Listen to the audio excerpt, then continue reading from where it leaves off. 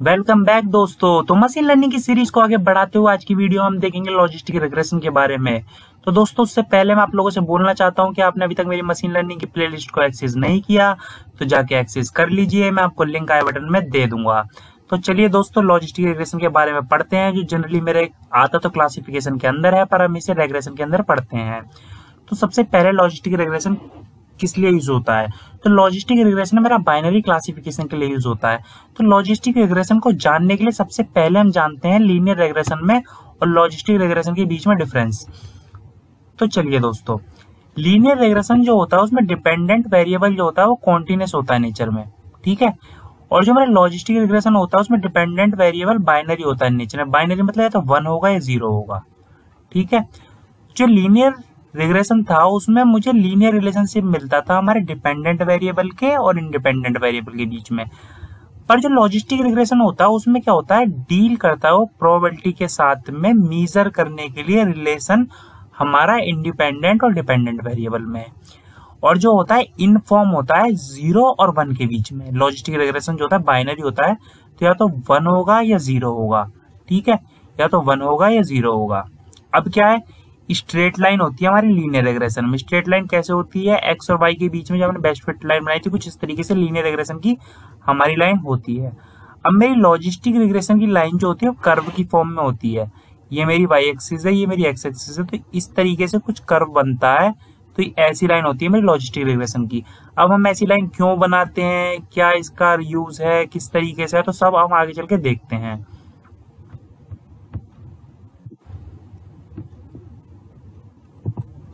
तो अब real life example लेते हैं कि लीनियर रिग्रेशन का जैसे हम यूज करते हैं टेम्परेचर को प्रेडिक्ट करने के लिए कि कितना डिग्री सेल्सियस है फारेनहाइट में, जिसमें भी केल्विन में जो आप मेजर करना है कि कितना टेम्परेचर है। तो लॉजिस्टिक रिग्रेशन क्या करता है, या तो 1 या 0, या तो हाँ या तो ना, ठीक है, सीधा जवाब देता है। तो लॉजिस्टिक रिग्रेशन क्या कहेगा, या तो बारिश होगी या तो बारिश नहीं होगी, या तो बादल वाला मौसम क्लाउडी होगा या नहीं होगा, या तो बर्फ गिरेगी या बर्फ नहीं गिरेगी। तो लॉजिस्टिक रिग्रेशन कुछ इस तरीके से चीजों को प्रेडिक्ट करता है। तो लॉजिस्टिक रिग्रेशन का यूज वहां पे होता है जहां पर हमें सीधा जवाब देना हो, या तो होगा या तो नहीं होगा। तो अब देखते हैं और आगे। अब ये एक मेरा कर्व है जो मेरे को दोनों के बीच में दिखा रहा है कि एक तरफ मैंने लीनियर का कर्व ले लिया और एक तरफ ले लिया मैंने लॉजिस्टिक मॉडल का कर्व, जो मैंने अभी पीछे आपको दिखाया था कि कुछ इस तरीके से बनता है। तो अब इस कर्व से मुझे क्या सीखने को मिलता है, तो दोस्तों मैं क्या करता हूं, जब मैंने आपको बताया था कि लॉजिस्टिक रिग्रेशन में जो हमारे डाटा पॉइंट्स होते हैं डिपेंडेंट वेरिएबल के, वो 0 होते हैं या 1 होते हैं, ठीक है। तो 0 होते हैं या 1 होते हैं। तो मैंने भाई ये मान लिया कि ये 0 पे मेरे डाटा पॉइंट्स है कुछ इस तरीके से, ठीक है, और ये 1 पे मेरे डाटा पॉइंट्स हैं कुछ इस तरीके से। तो जब मैं लीनियर मॉडल में बेस्ट फिट लाइन बनाऊंगा तो कुछ इस तरीके से पास होगी। तो हमें यही देख के पता चल रहा है कि कितने कम डाटा पॉइंट्स हैं इसके पास में, तो इसकी वजह से क्या होगा, एक्यूरेसी काफी कम होगी। तो अब अगर मैं आप लोगों से कहूं कि मेरे डाटा पॉइंट्स कुछ इस तरीके से स्प्रेड हैं, आपको एक बेस्ट लाइन बनानी है उनके लिए, तो आप भी कुछ इस तरीके से एक लाइन बना के दिखाएंगे। अब ये लाइन बनती कैसे है, तो इस लाइन को हम लीनियर लाइन की इक्वेशन से ही कन्वर्ट करते हैं इस फॉर्म में। तो वो कैसे करते हैं वो मैं आगे दिखाता हूं आपको।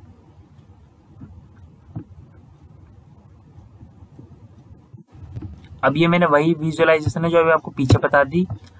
अब जो होता है मेरा सिग्मॉइड फंक्शन की इक्वेशन लिख रखी है y = 1 + e की पावर -mx + b।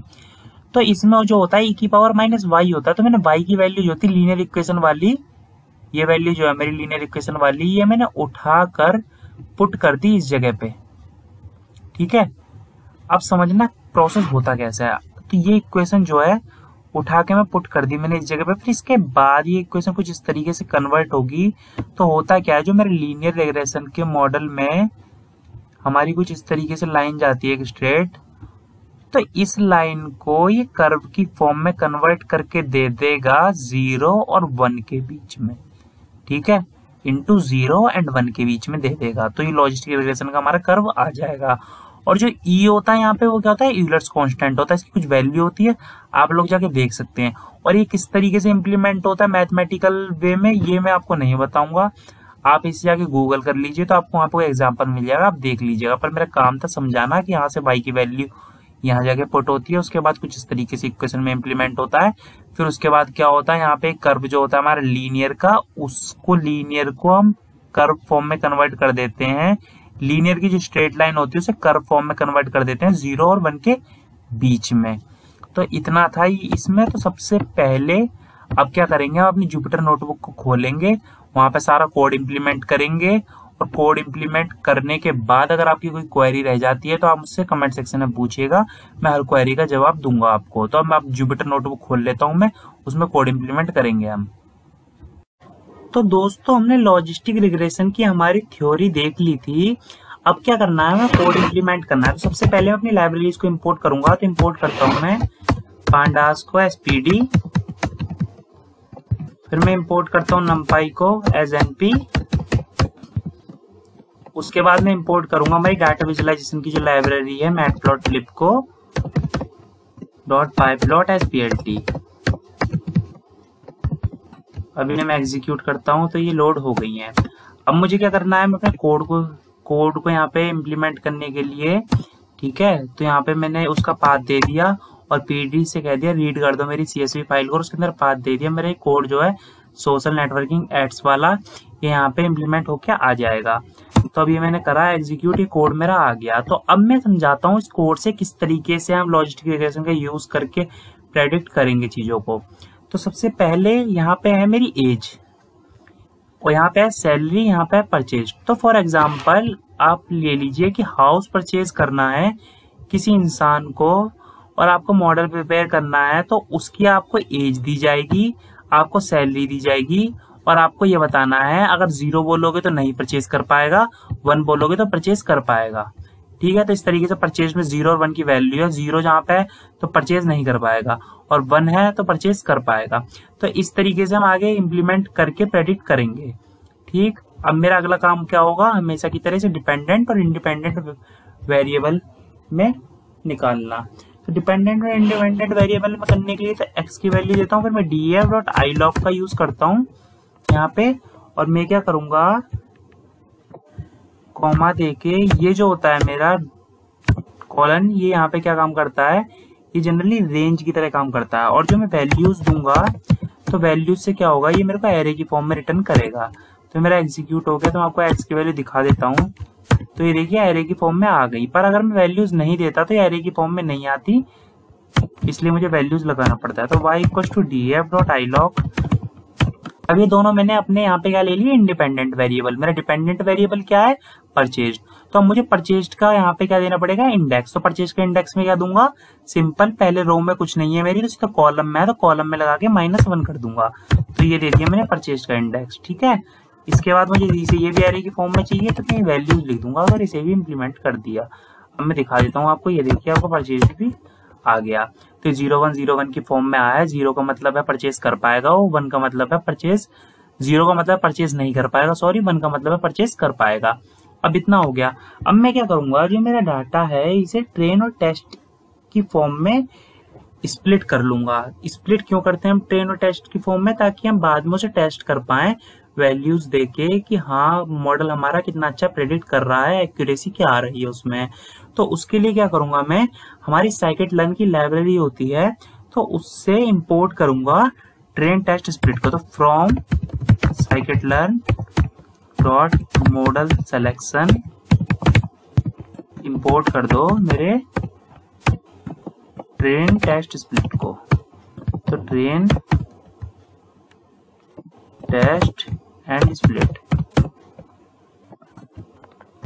ये एग्जीक्यूट कर दिया। अब मैं क्या करूंगा, तो 4 वेरिएबल्स बनाऊंगा, 2 x ट्रेन और y ट्रेन, और x टेस्ट और y टेस्ट। क्यों बनाऊंगा, क्योंकि दोनों के लिए बनाऊंगा, डिपेंडेंट वेरिएबल और इंडिपेंडेंट वेरिएबल के लिए। तो x ट्रेन बनाता हूँ, कॉमा, उसके बाद बनाऊंगा मैं x टेस्ट, फिर बनाता हूँ y ट्रेन, फिर बनाऊंगा y टेस्ट। अब इसके अंदर क्या करेंगे, हम ट्रेन टेस्ट स्प्लिट लेके इसके अंदर हम अपने डिपेंडेंट इंडिपेंडेंट वेरिएबल को पास कर देंगे और टेस्ट साइज दे देंगे। तो मैं टेस्ट साइज देता हूँ यहाँ पे अपना अराउंड 0.25। 0.25 का मतलब क्या है कि 100 वैल्यू मेरी टेस्ट के लिए निकाल दो। अगर मेरे डाटा सेट टोटल 400 वैल्यूज का है तो मैं यहाँ पे रैंडम स्टेट करके रैंडम स्टेट में लिख देता हूँ 0। अब रैंडम स्टेट क्या होता है? रैंडम स्टेट से क्या होता है, आपका और मेरा आउटपुट जो है वो सेम आएगा। क्योंकि सेम इसलिए आएगा क्योंकि अगर मैं रैंडम स्टेट नहीं दूंगा तो वैल्यूज को सफल करेगा, तो हर किसी की वैल्यू अलग अलग तरीके से सफल करेंगे तो किसी का भी आउटपुट सेम नहीं आएगा। तो इसे मैं एग्जीक्यूट कर लिया मैंने। अब अगला स्टेप क्या करना है, मैं अपने मॉडल को फीचर स्केल करूंगा। फीचर स्केल किस लिए करते हैं हम? क्योंकि हम देख सकते हैं कि जो मेरे इंडिपेंडेंट वेरिएबल हैं एज और एस्टिमेटेड सैलरी, उनके बीच में वैल्यू डिफरेंस कितना है। तो मैं इसे क्या करूंगा, एक पर्टिकुलर रेंज में स्प्लिट कर लूंगा with the help of feature scaling. तो फीचर स्केलिंग के ऊपर ही मैंने अच्छे से वीडियो बनाई है, आप लोग जाके देख सकते हैं। पर यहाँ पे फीचर स्केलिंग में परफॉर्म करेंगे स्टैंडर्ड स्केलर। तो फ्रॉम scikit-learn की लाइब्रेरी से इंपोर्ट कर लेता हूँ मैं scikit-learn dot pre processing. Import कर दो स्टैंडर्ड स्केलर को, ठीक है। अब मैं क्या करूंगा, यहाँ पे सबसे पहले एक ऑब्जेक्ट बना लेते हैं। अब क्या करना है, मुझे एक्सट्रेन देना है एक। तो एक्सट्रेन के लिए क्या करूंगा मैं, sc.fit ट्रांसफॉर्म करते ही फिट ट्रांसफॉर्म। अब इसके अंदर मैं पास क्या करूंगा, हमारे एक्सट्रेन को, ठीक है। तो एक्सट्रेन को दे दिया। अब एक्सट्रेन को प्रिंट करा के दिखाता हूं मैं आपको। तो ये देखिए एक्सट्रेन की मेरी वैल्यूज आ गई हैं किसी पर्टिकुलर रेंज में जो जनरली +2 से -2 के बीच में है।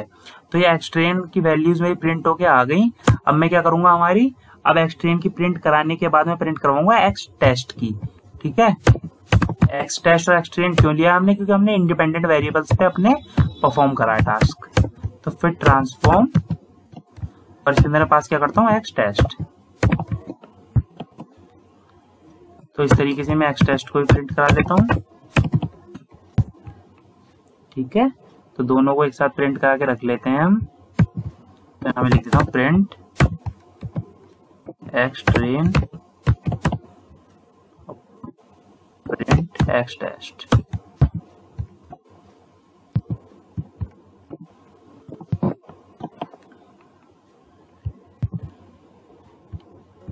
तो ये वैल्यूज मेरी आ चुकी हैं। अब इतना होने के बाद मुझे क्या करना है, यहाँ पे मैंने फीचर स्केल कर लिया।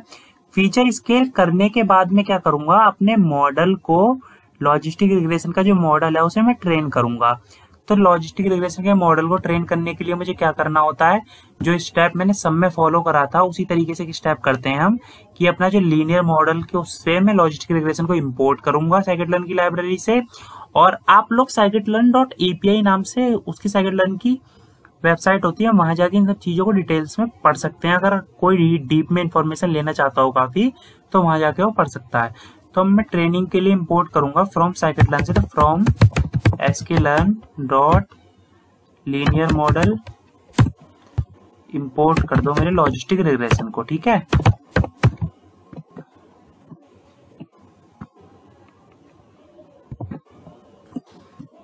अब क्या करना है, मुझे क्लासीफायर बनाता हूं मैं, क्लासीफायर। और क्लासीफायर के अंदर मैं लॉजिस्टिक रिग्रेशन में रैंडम स्टेट की वैल्यू डाल के छोड़ दूंगा। डाल देता हूँ रैंडम स्टेट।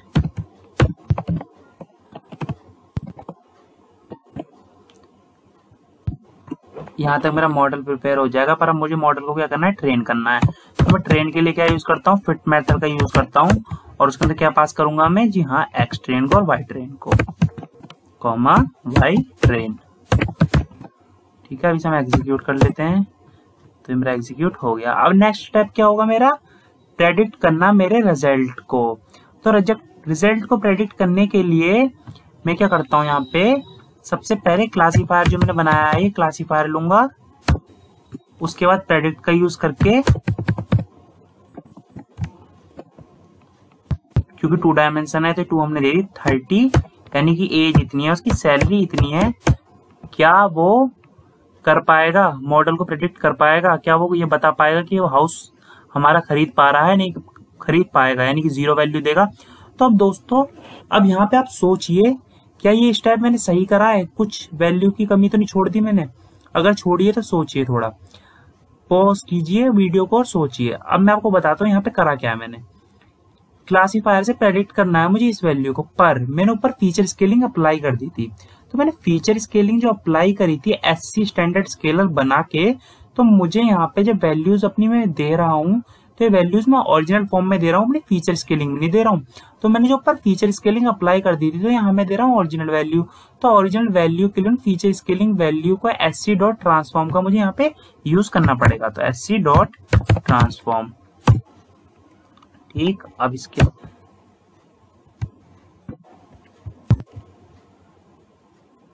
तो इसे प्रिंट करता हूं पहले मैं। तो इसमें 1 दे दी वैल्यू। तो 1 का मतलब है कि अगर उसकी इतनी एज है और इतनी सैलरी है तो वो परचेज कर पाएगा, ठीक है। अब इसके बाद क्या करना है, मुझे प्रेडिक्ट करना है अपने टेस्ट रिजल्ट को। तो उसके लिए मैं वाईप्रेड नाम से बनाता हूं, वाईप्रेड। और उसके बाद क्या करता हूं, क्लासीफायर डॉट प्रेडिक्ट का यूज, डॉट प्रेडिक्ट, और उसके अंदर क्या दूंगा मैं, एक्स टेस्ट को दूंगा अपने, ठीक है। अब क्या करूंगा मैं, कनकैटिनेशन करूंगा रीसेप करके वाई टेस्ट को और वाई प्रेडिक्ट को, ठीक है। तो उसके बाद जो है पहले मैं वो करके दिखाता हूं। तो मैं क्या करूंगा, यहाँ पे एनपी डॉट कनकैट का यूज, एनपी हमारा नंपाई के लिए होता है, नंपाई के अंदर जो फंक्शन हम यूज करते हैं तो एनपी लगा के करते हैं, कनकैटिनेट। उसके बाद में वाई प्रेड देता हूँ यहाँ पे, ठीक है। और इसी क्या करना है, मुझे रीसेप करना है। तो फिर मैं रीसेप लगाने के बाद क्या दूंगा, इसकी लेंथ दूंगा और कॉलम दूंगा। तो इसमें क्या देता हूँ, लेंथ दे देता हूँ मैं इसकी। तो लेंथ में देता हूँ, एक सेकेंड, ठीक। मैं क्या करता हूँ, इसकी लेंथ देता हूँ, लेंथ देता हूँ वाई प्रेड पास करता हूँ और यहाँ पे पास कर देते हैं 1 कॉलम के लिए। इसी तरीके से मैं वाई टेस्ट के लिए करूंगा तो कॉमा लगा के वाई टेस्ट डॉट प्रेडिक्ट, और फिर इसके बाद क्या करना है हमें, सॉरी प्रेडिक्ट नहीं, डॉट रीसेप कर रहे हैं ना, तो रीसेप। फिर उसके बाद हमें लेंथ दे देनी है किसकी, वाई टेस्ट की। तो लेंथ और वाई टेस्ट, उसके बाद यहाँ लिखता हूँ मैं क्या, कॉमा 1। तो यहाँ पास करता हूँ कॉमा 1, फिर यहाँ कॉमा 1 पास करता हूँ ओवरऑल के लिए। तो ये मेरा आ गया टोटल। तो ये 0 0 0 0 इस तरीके से क्या दिखा रहा है पता है, कि यहाँ पे मेरा 0 था कि ये इंसान नहीं कर पाएगा, कि इसका मतलब ये नहीं खरीद पाएगा हाउस। तो इसने दिखाया कि वाई में भी दिखाया कि जब इन्हें निकाली वैल्यू तो हमारे रिजल्ट में आया कि हाँ नहीं खरीद पाएगा, जो हमने प्रेडिक्ट करके निकाल ली। तो यहाँ भी आया कि नहीं खरीद पाया। तो जिस जगह पे यहाँ पे था कि खरीद पाएगा पर इसने गलत रॉन्ग प्रेडिक्शन कर दी। अब हमें क्या करना है, अब हमने ये देख लिया कि देखिए 0 पे राइट प्रेडिक्शन, यहाँ पे राइट प्रेडिक्शन है, जहाँ पे हमारी रॉन्ग प्रेडिक्शन हुई है। तो अब हमें उसे वो चेक करना है, ठीक है, कहाँ कहाँ पे हमारी रॉन्ग प्रेडिक्शन हुई है, कहाँ कहाँ पे हमारी राइट प्रेडिक्शन हुई है। तो हम इसकी एक्यूरेसी फाइंड करेंगे। तो एक्यूरेसी फाइंड करने के लिए हम एक 2 डायमेंशन कंफ्यूजन मैट्रिक्स बनाएंगे जो हेल्प करती है हमारी कंप्यूट करने के लिए एक्यूरेसी। तो एक्यूरेसी कंप्यूट करने के लिए हम क्या बनाएंगे, 2 डायमेंशन कंफ्यूजन मैट्रिक्स। तो कंफ्यूजन मैट्रिक्स बनाते हैं, चलिए अब। और कंफ्यूजन मैट्रिक्स के बारे में आपको अच्छे से पढ़ना हो तो वही मैंने scikit-learn की आपको बताई, scikit-learn.api वेबसाइट, उस पर पढ़ लेना, आपको काफी सारे एग्जाम्पल भी मिल जाएंगे अच्छे समझने के लिए। पर आपको यहाँ पे जितनी रिक्वायरमेंट है उतना मैं अच्छे से समझा दूंगा। तो फ्रॉम sklearn से scikit-learn से इंपोर्ट करते हैं हम scikit-learn.matrix, इंपोर्ट कर दो हमारी कंफ्यूजन मैट्रिक्स को, कंफ्यूजन मैट्रिक्स, और कॉमा लगा के मैं ले लेता हूं क्या, एक्यूरेसी स्कोर के लिए, कि एक्यूरेसी साथ में एक एक्यूरेसी स्कोर को भी कर लेते हैं हम इंपोर्ट, ताकि ये देख पाएं कि हमारे स्कोर में कितनी एक्यूरेसी है। अब क्या करना है मुझे, अब मैं एक सीएम बना के कंफ्यूजन मैट्रिक्स के लिए उसमें कंफ्यूजन मैट्रिक्स देता हूं, और उसके बाद उसके अंदर क्या दूंगा मैं, वाई टेस्ट की जो मेरी वैल्यू थी और वाई प्रेडिक्टेड वैल्यू जो है, ठीक है। कंफ्यूजन मैट्रिक्स में। कंफ्यूजन मैट्रिक्स क्या करेगी, एक्यूरेसी डिपेक्ट करेगी भी हमारी। तो मैं कर लेता हूँ, प्रिंट कर देता हूँ मैं सीएम को। तो देखिए इसने कुछ इस तरीके से मेरे को वैल्यूज निकाल के दे दी। अब ये वैल्यूज क्या कह रही हैं, किस तरीके से कह रही हैं, तो सबसे पहले मैं क्या करता हूँ, एक्यूरेसी स्कोर जो मैंने इंपोर्ट करा है इसकी हेल्प से मैं अपना एक्यूरेसी स्कोर और निकाल लेता हूँ। फिर मैं आपको अच्छे से समझाता हूँ कि किस तरीके से क्या समझाना चाह रही है मैं एक्यूरेट, जो हमने मैट्रिक्स की जो वैल्यूज निकल के आई है हमारी मैट्रिक्स की फॉर्म में 2/2 की, ये हमसे क्या कहना चाह रही है। तो 0.87 मेरी एक्यूरेसी आ गई। अब हुआ क्या देखिए, ये है कि 63 जो है मेरा यहाँ पे वो है correct prediction of class 0। Class 0 की करेक्ट प्रेडिक्शन कितनी है, 63। और 8 जो है यहाँ पे मेरा वो क्या है, इनकरेक्ट प्रेडिक्शन है क्लास 0 का। और 5 क्या है यहाँ पे मेरा, ये 5 जो है यहाँ पे ये मेरा इनकरेक्ट प्रेडिक्शन है क्लास 1 का। और 24 क्या है, मेरा करेक्ट प्रेडिक्शन ऑफ क्लास 1 है। क्लास 1 क्या थी वहां पे, यस ये बाय कर सकता है। और क्लास 63 0 के लिए क्या था, ये बाय नहीं कर सकता। तो इस तरीके से इसने मुझे दिखा दी। और जो ये मेरी पूरी परसेंटेज दिखा रहा है, तो हमें एक्यूरेसी में दिखा रहा है कि इतनी परसेंट हमारे उसने सही मॉडल डिपेक्ट कर दिया, प्रेडिक्शन टेस्ट में इतना उसने सही पास कर दिया। अब इसे हम क्या करेंगे, विजुलाइज करेंगे पूरे के पूरे को। पर दोस्तों जो इसका विजुलाइजिंग कोड होता है वो काफी कॉम्प्लिकेट होता है, ठीक है, जनरली कोई समझाता नहीं है। पर मैं आपको मैक्सिमम इस वीडियो में समझाने की कोशिश करूंगा। और आपको एक बात तो और बता दूं, अगर आपको 1% समझ में भी नहीं आता ना तो टेंशन मत लेना, वो कोड आपको कहीं इंप्लीमेंट नहीं करना पड़ता, सिर्फ आपको हमेशा कॉपी पेस्ट करना होगा वो कोड, ठीक है। जो इसके डाटा विजुलाइजेशन के लिए मैं कोड अब लिखेंगे। तो यहाँ तक अगर आपको वीडियो पसंद आ गई है तो प्लीज पहले लाइक कर दीजिए और हम कोड को इम्प्लीमेंट करते हैं।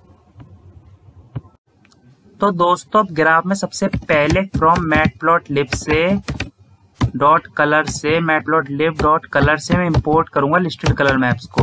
तो ये लिस्टेड कलर मैप मेरा करेगा क्या, जब मेरे डाटा पॉइंट्स रिप्रेजेंट होंगे तो रिप्रेजेंट होने के टाइम पे उन्हें बीच में से डिवाइड करने के टाइम दोनों तरफ मुझे अलग अलग वैल्यू शो करेगा, अलग अलग कलर शो करेगा, ठीक है। तो अब मैं क्या करता हूँ, एक्सेट बना लेता हूँ एक, और एक बना लेता हूँ वाई सेट। इसमें स्टोर कर देता हूँ अपने एक्स ट्रेन को और वाई ट्रेन को, ताकि जब मैं डाटा को आगे यूज में लाऊं तो उन पर कोई इफेक्ट ना पड़े। अब मैं x1 और x2 को डिफाइन कर लेता हूँ यहाँ पे। और फिर क्या करता हूँ मैं np.matchGrid का यूज करके। अब मैचग्रिड क्या होता है, तो मैचग्रिड जो होता है दोस्तों वो हमारा एक फंक्शन होता है जो क्रिएट करता है हमारे लिए रेक्टेंगुलर ग्रिड को। रेक्टेंगुलर ग्रिड को हमारे लिए क्रिएट करके हमें देता है। तो इसके लिए आप एग्जाम्पल पे गूगल करके देख लीजिएगा कि रेक्टेंगुलर ग्रिड कैसी होती है आपकी, ठीक है। तो मैचग्रिड ये काम करेगा। फिर मैं इसके अंदर क्या करूंगा, एरे पास करूंगा, एरे बनाऊंगा। तो np.arange का यूज करके बनाता हूँ, ठीक है। तो उसके अंदर क्या जाती है, स्टार्ट आर्ग्यूमेंट, स्टेप आर्ग्यूमेंट और स्टॉप आर्ग्यूमेंट। तो सबसे पहले स्टार्ट आर्ग्यूमेंट देता हूँ, ठीक है। स्टार्ट आर्ग्यूमेंट दे दिए मैंने। स्टार्ट आर्ग्यूमेंट में अब मैं क्या करूंगा, एक्सेट जो मैंने बनाया है एक्सेट दे के इसके अंदर इंडेक्सिंग करता हूँ। तो सबसे पहले मैं क्या करूंगा, यहाँ पे 0 दूंगा इंडेक्स। अब मैंने 0 क्यों दिया, क्योंकि मेरा पहला जो एक्स ट्रेन है उसका इंडेक्स 0 पे है। अब मैंने इसमें से 0 देने के बाद मिनिमम वैल्यू लूंगा और यहाँ पे मैं कर दूंगा -1। अब -1 मैंने क्यों करा, तो देखिए होता क्या है दोस्तों, जब मैंने ऊपर फीचर स्केलिंग परफॉर्म करी थी तो मैंने डाटा को स्प्लिट कर लिया था -2 से लेके +2 के बीच में, ठीक है। तो ये जो मैंने मिनिमम वैल्यू ली है तो ये वैल्यू मेरी क्या आएगी, -2 आएगी। -2 जब आएगी तो जब मैं कोई ग्राफ प्लॉट करूंगा तो मेरी यहाँ पे लास्ट वैल्यू -2 होगी। और सपोज कीजिए मेरा ग्राफ हल्का से यहाँ से शुरू हो गया तो मेरे लिए कुछ प्रॉब्लम क्रिएट कर सकता है, तो ग्राफ की विजुअलाइजेशन को बिगाड़ सकता है। तो इसके लिए मैं क्या करूंगा, मैंने -1 लिख के इसकी लिमिट को -3 एक्सपेंड कर दिया, ठीक है। और इसी तरीके से जब मैं मैक्सिमम वैल्यू लूंगा +2 पे तो मैं यहाँ पे +1 करके उसकी लिमिट को कहाँ तक एक्सपेंड कर दूंगा, +3 तक। तो ये था दोस्तों। अब इसमें कुछ रटने वाली चीज नहीं है। तो अब सेम इसी तरीके से क्या करेंगे हम, अब पास अपनी स्टॉप आर्ग्यूमेंट को। तो स्टॉप आर्ग्यूमेंट पे क्या करेंगे हम, एक्सेट में इंडेक्सिंग देता हूं मैं, यहाँ पे 0 वैल्यू थी और उसकी मैक्सिमम वैल्यू दे दो और उसमें क्या कर दो, आपके +1 कर दो। समझ में आ गया आपको +1 क्यों करा। अभी +1 तो कर दिया, +1 करने के बाद क्या करता हूं मैं, यहाँ पे पास करूंगा हमारी स्टेप आर्ग्यूमेंट को। तो स्टेप आर्ग्यूमेंट को हम यहाँ पे पास करते हैं। तो स्टेप आर्ग्यूमेंट लिखता हूँ मैं कॉमा स्टेप, और स्टेप में देता हूँ मैं 0, 0.01, ठीक है, कि इतना स्टेप लेके चलो आप मेरा। फिर मैंने स्टार्ट आर्ग्यूमेंट दे दी है, स्टेप आर्ग्यूमेंट दे दी है, दोनों की वैल्यूज को यहाँ पे निकाल लिया है। अब मैं क्या करूंगा, अब मैं जो है यहाँ पर np.arrange का दोबारा यूज करूंगा इस वाले का, और इस बार प्रिंट करवाऊंगा अपने वन इंडेक्स वाले को। जो मेरा वन इंडेक्स वाला है 0 को तो मैंने करवा लिया। तो सिंपल मुझे करना क्या है, इस पूरे को उठा के मैं यहाँ से कॉपी कर लेता हूँ, और सिंपल इंडेक्स जहाँ पे मैंने 0 लिखा है वहां पे मैं क्या कर दूंगा, 1 कर दूंगा इंडेक्स। तो यहाँ से यहाँ तक का मैं कॉपी कर लेता हूँ Ctrl+C करके, ठीक है। अब यहाँ पे क्या करता हूँ, मैं यहाँ लगाता हूँ हमारा कॉमा, और यहाँ पूरे को कॉपी कर देता हूँ, और यहाँ क्या करना है, मुझे सिंपल 1 करना है बस। तो यहाँ तक तो दोस्तों कुछ भी नहीं था रटने के लिए। अगर था तो मुझे कमेंट सेक्शन में बताना, मैं वहां बताऊंगा आपको कि नहीं था, ठीक है। अब इतना हो गया हमारा np.arrange। अब क्या करना है मुझे, अब मैं यहाँ पे क्या करूंगा, मैं plt.contour ऐप का यूज करूंगा। जो मेरे जब डिवीजन होगा तो वहां पे जो मुझे लाइन चाहिए होगी तो उस लाइन को वहां पे शो करने में मेरी हेल्प करेगा।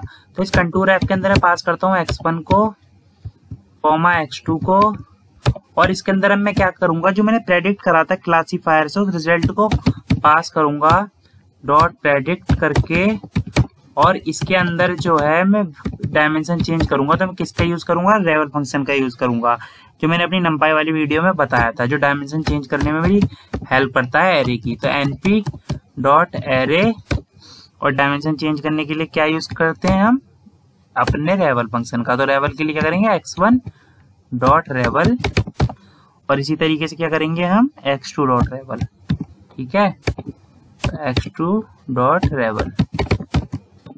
अब इतना हो गया। अब इतना होने के बाद क्या करता हूँ, इस पूरे को ट्रांसपोज कर देता हूँ। तो यहाँ मैं कर देता हूँ .t हमारा यूज होता है ट्रांसपोज के लिए।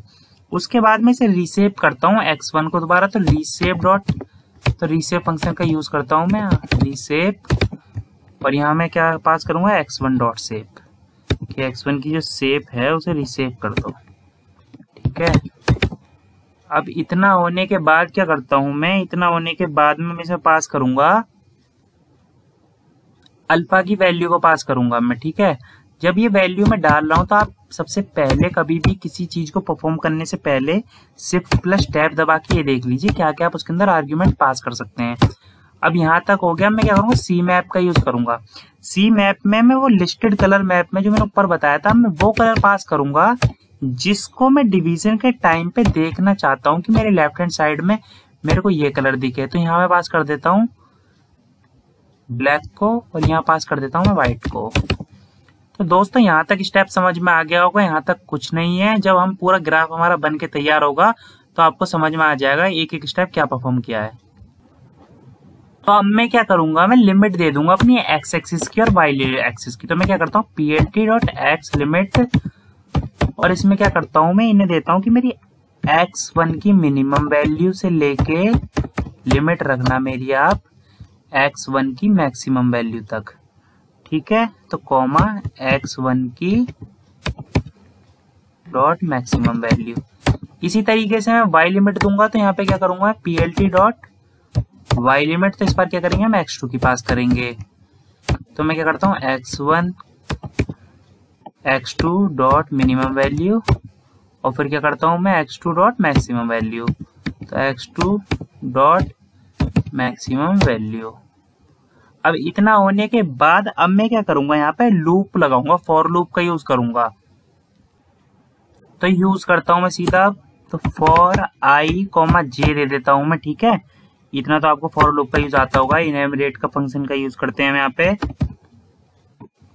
और उसके बाद में यूनिक वैल्यू लेता हूं। तो np.unique का यूज करके, ठीक है, ये मुझे यूनिक वैल्यू देगा, और इसके अंदर पास करता हूँ वाई सेट को, हमारे जो मैंने ऊपर एक्स सेट और वाई सेट डिफाइन किया था। अब इतना होने के बाद क्या करेगा ये, अब मैं स्कैटर करूंगा अपने प्लॉट को, यानी कि स्कैटर पॉइंट्स को प्रिंट कराऊंगा। तो plt.scatter देता हूँ इसके अंदर, और एक्स सेट लेता हूँ सबसे पहले, और इसके अंदर क्या करता हूं मैं वाई सेट पास करके उस वैल्यू का इंडेक्स दे दूंगा। पहले तो जे के बराबर कर देता हूँ उस वैल्यू को, फिर उसका दे दूंगा मैं इंडेक्स। तो एक बार इंडेक्स दूंगा मैं 0 और एक बार इंडेक्स क्या दूंगा मैं 1। तो इस तरीके से एक्स सेट, और उसके बाद क्या करता हूं मैं वाई सेट पास करके जे दे दूंगा और फिर इंडेक्स क्या दे दूंगा 1। इंडेक्स है मेरा।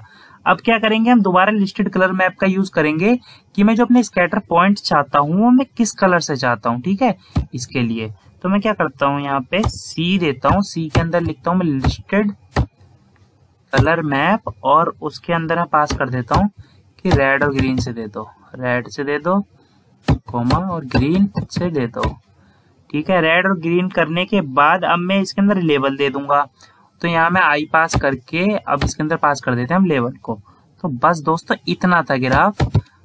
अब मोस्टली मैंने अपनी तरफ से आपको सब चीजें समझा दी। फॉर लूप कैसे एग्जीक्यूट करके चीजें लेके आता है ये सब तो आपको पता ही है, अगर नहीं भी पता तो फिर भी बताता हूँ। फॉर लूप एक एक करके मुझे वैल्यू लाके देगा, फिर मैं प्लॉट जो स्कैटर है मेरा उसके अंदर जाके जो वाई सेट है उसमें बराबर कर दिया हमने जे की वैल्यू को और इंडेक्स यहाँ पे पुट कर दिए। कलर मैप में मैंने कलर दे दिया कि रेड और ग्रीन कलर से मेरी वैल्यू इसको शो कर दो। अब इतना हो गया दोस्तों। मैं सिंपल अपना टाइटल लेबल ये सब पास कर देता हूँ इसमें। तो अब तो कुछ रॉकेट साइंस नहीं है, सब कुछ वही है जो हमने पढ़ रखा है। तो plt.title और टाइटल में क्या लिखता हूँ मैं लिखता हूँ टाइटल में ये है हमारे ट्रेनिंग सेट के लिए। सेम इस तरीके से बनेगा एक हमारा ट्रेन टेस्ट सेट के लिए। तो ये था हमारे ट्रेनिंग सेट के लिए। ठीक है, एक्स लेवल दे देता हूँ, x level dot x level. X level में हम क्या पास करेंगे हमारी एज को, और वाई लेवल में क्या पास करेंगे एस्टिमेटेड सैलरी को, जो हमने लिमिट के हिसाब से यहाँ पे लोअर लिमिट और हाईएस्ट लिमिट देके मिनिमम मैक्सिमम वैल्यू देके पास कर दी थी। तो यहाँ करते हैं वाई लेवल और इसके अंदर देता हूँ मैं एस्टिमेटेड सैलरी को। ठीक, अब plt डॉट शो का यूज करेंगे वो लोग जिनके में क्या होता है कि जो जनरली आईडी यूज कर रहे हैं कि हाँ जुपिटर नोटबुक इस तरीके से यूज कर रहे हैं, तो उन्हें जरूरत नहीं है शो का यूज करने के लिए, पर पाइचाम और क्या कहते हैं विजुअल स्टूडियो वालों को जरूरत है। तो अब इसे मैं एग्जीक्यूट कर देता हूँ। तो इस वार्निंग को इग्नोर कीजिए। तो ये देखिए मेरा आ गया, पर अभी एक सेकंड में लीजेंड का यूज कर लेता हूँ ताकि मेरे लेवल शो हो मेरे को। तो मैं क्या लिखता हूँ यहाँ plt डॉट लीजेंड। अब देखिए दोस्तों, तो मैं आपको बताता हूँ हुआ क्या यहाँ पे। ठीक है, इससे पहले इसे और तो ये 0 से जो रेड कलर से यहाँ पे दिखा रहा है ये क्या है मेरी रॉन्ग प्रेडिक्शन है कि वो हाउस को नहीं खरीद पाएगा। ग्रीन से दिखा रहा है तो वो बोल रहा है ये राइट प्रेडिक्शन है। अब ब्लैक रीजन में जो ग्रीन वैल्यूज पहुंच गई हैं वो क्या है मेरी रॉन्ग प्रेडिक्शन है, और व्हाइट रीजन में जो मेरी रेड वैल्यू पहुंच गई है वो क्या है मेरी रॉन्ग प्रेडिक्शन है। यानी कि एक रीजन की वैल्यू अगर दूसरे रीजन में पहुंच गई है तो वो मेरी यहाँ पे रॉन्ग प्रेडिक्शन शो कर रहा है। 1 का क्या शो कर रहा है कि वो खरीद पाएगा, 0 क्या कर रहा है वो खरीद नहीं पाएगा। तो इस तरीके से ये दिख रहा है यहाँ पे मेरी रॉन्ग प्रेडिक्शन शो कर रहा है। अब इसी तरीके से मैं टेस्टिंग के लिए ग्राफ को प्लॉट करता हूँ। तो टेस्टिंग के लिए प्लॉट करते हैं अपने ग्राफ को।